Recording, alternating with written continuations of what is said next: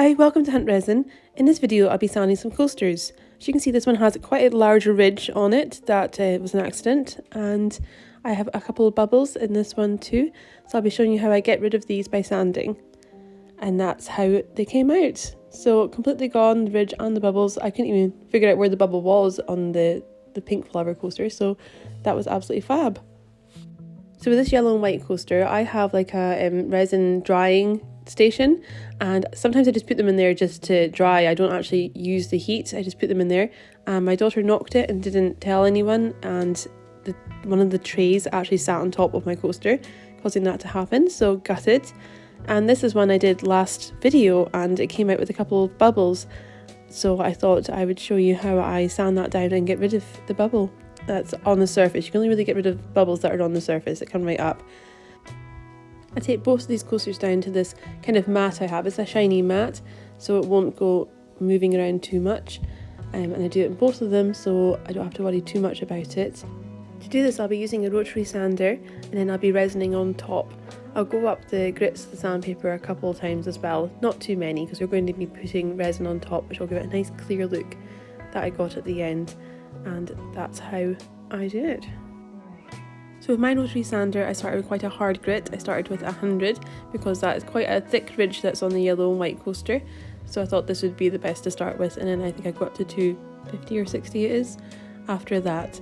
So I use this one first, and with my rotary drill, it's actually from Aldi, it's really good. It comes with settings for speed, and I put it on speed 2. I thought that was the fastest it needed to be. It doesn't need to be any faster, and everything would go flying if it was much faster than that. I did try it at 1, but it didn't seem to be doing enough, so I put it to 2 and that seemed to be good, so I'm going to keep it there, and that's the speed that I usually do use. Bigger projects, a wee bit faster if you can get away with it, but for small things, keep it on a low speed if you have that facility. So I start by sanding them down. There's going to be a lot of sanding in this and then cleaning up in the middle, so I will let you know when I go up grits.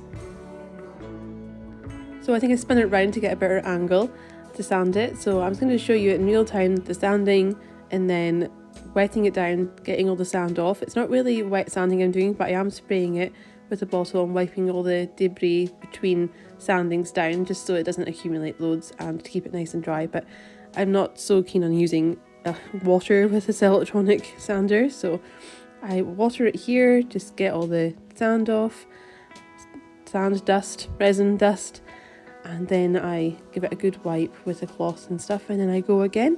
So I will keep on doing it a couple of times until I feel like on that grit it's really nice and flat, and then I go up a grit. So I'll just speed it up while I'm doing these ones, and then I'll show you when I go up a grit next, okay?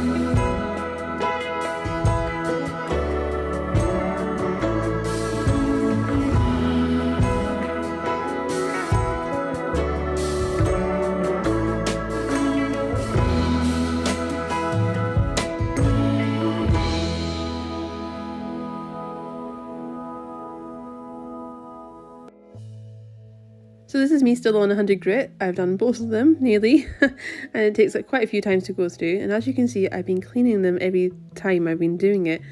But I've also, with the ones with the bubbles, I've also been going in with a toothpick and pulling out all that dust, all that resin dust, just so it doesn't accumulate and compact too much. So I try and do that as many times as possible, because you'd be so surprised how much can fit into these tiny little holes, and they're nearly impossible to get some out sometimes. So I've actually had to use pins, like needles and stuff, to get things out.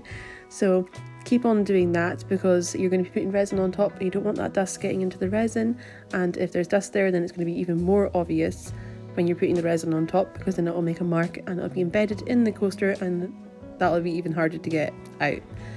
So now I'm quite happy with how flat everything is. I'm going to go up the grit to 240 so that it's a bit more finer for putting on the resin on top, because a lower grit means more likely chance of deeper lines. So you want to go up a level. I think I just go up to this 240 and then I stop.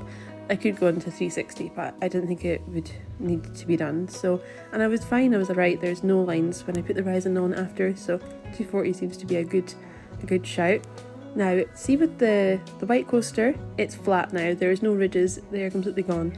But with the pink and clear coaster, the bubble is still kind of there. It was very, very deep, especially the big one, and there's no way I was going to get right down and sand it all the way down, so that would literally have been sanding off the whole of the coaster.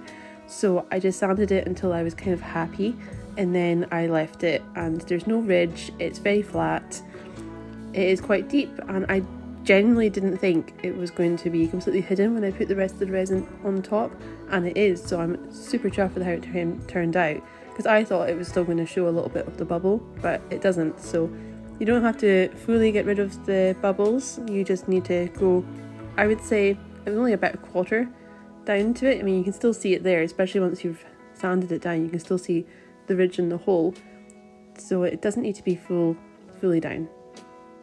It's a hard thing to call, but you will learn over time, and especially with your own stuff that you're doing, you'll work out what's best for you. But I decided, even if there was still going to be a bubble, it should be not as bad as the one was before. So it's about working out the risk, is it worth doing it or not? And with this one, it turned out the risk was good, and at this point in time I actually thought it wasn't going to be good, so you never know. So this is at 240 now, and I'm going to keep on sanding them all, and then once all the sanding I feel is done, then I'm going to put some resin on top, so I'll show you that.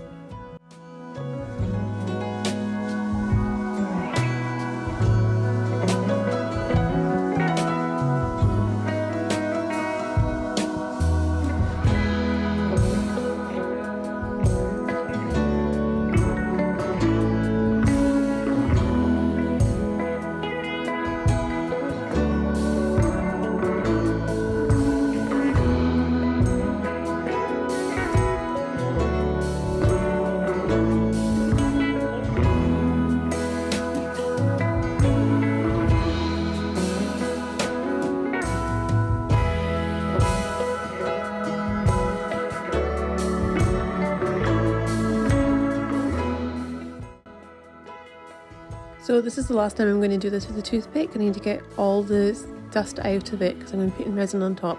So I go over it quite a lot and make sure that I get every single little bit out. You don't want it to be on it, and I give the coaster a wipe down quite a few times before this as well to make sure I get all the dust off before I put the resin on top. So I popped some kitchen roll underneath because I'm going to be putting resin on top, but I'm not doing the sides of the resin, I'm just doing the top, which I find actually kind of harder. So, but if I do the sides, it won't work really well. With this, it's quite good. You don't actually need to put any glue underneath any of the latex. So I'm just going to put the resin on top, and you'll see it go from being clear to cloudy to clear. I use my silicone spatula to move it around. That little silicone cap that I used, I think I put about 10 mils in there.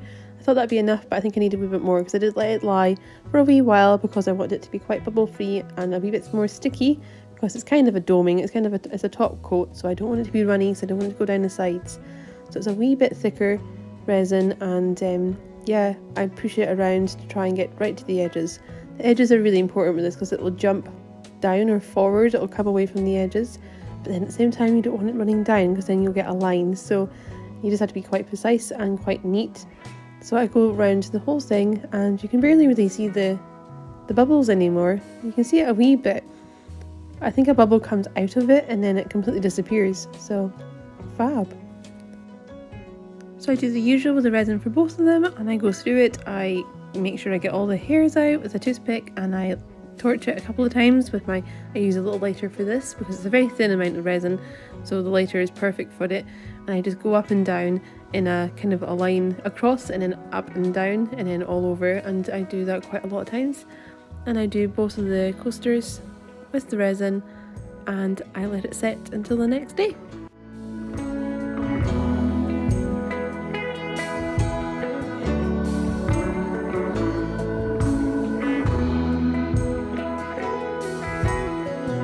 And here we are the next morning, and it's completely done. As you can see, the pink one there at the rim, at the edge, it has kind of jumped a wee bit off of it, but it's very, very hard to see, to be honest. It's only catching the light there. But if you look at the flower, I can't even see the bubble. I can't believe it. I couldn't even work out where it was. I couldn't even see any hint that it was there in the first place. So I was absolutely chuffed because I actually didn't think it was going to do that. I thought it was going to have a little bit of the bubble still there. So absolutely perfect. And look, clear, beautiful coaster, beautiful clear resin. Absolutely over the moon with it. So much better than I thought it would come out.